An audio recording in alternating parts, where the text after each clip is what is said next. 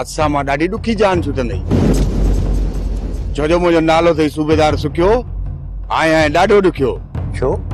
मां को चोर ऐं लोफर आहियां भलिया खान दिलावर खून कयो आहे तुंहिंजी बाज़ियाबी ते ॿ जवान हुआ आहिनि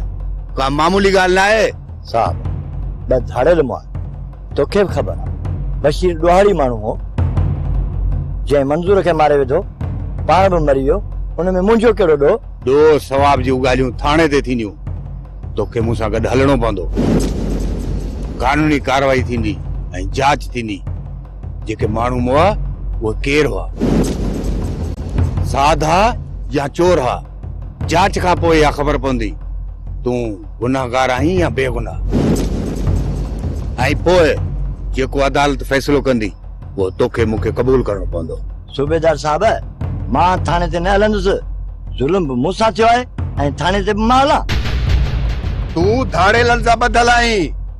तो सॼो ही ड्रामो कयो आहे तूं अॻुवा किथे थे बशीर ऐं मंज़ूर जे क़त्ल में तूं मुलवस आहीं साहब नोड़ीअ मां नांग न ठाहे असां ग़रीबनि खे न सताए अलाह ॾाढो अथई भलिया तुंहिंजी ईअं जान कान छुटंदी जेसि ताईं इहो साबित नथो थिए इहे मरण वारा केरु हुआ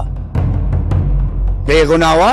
या ॾोहारी आहे होसि ताईं तोखे लाकअप में रहणो पवंदो साहब इहो तनी सरो ज़ुल्म आहे तूं मूंखे गिरफ़्तार नथो करे सघीं मां सरदार साहब ॾे वञी रहियो आहियां ऐं सरदार साहब खां तुंहिंजी बांह घुरंदुसि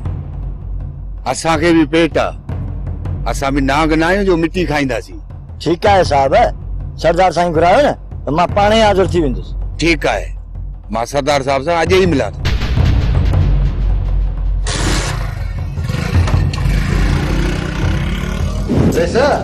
शमू अॼुकल्ह असांजे जूए में पियो घुमे खुटीअ खयो अथसि छा हा रेस शमू ऐं सरदार जे पुट खे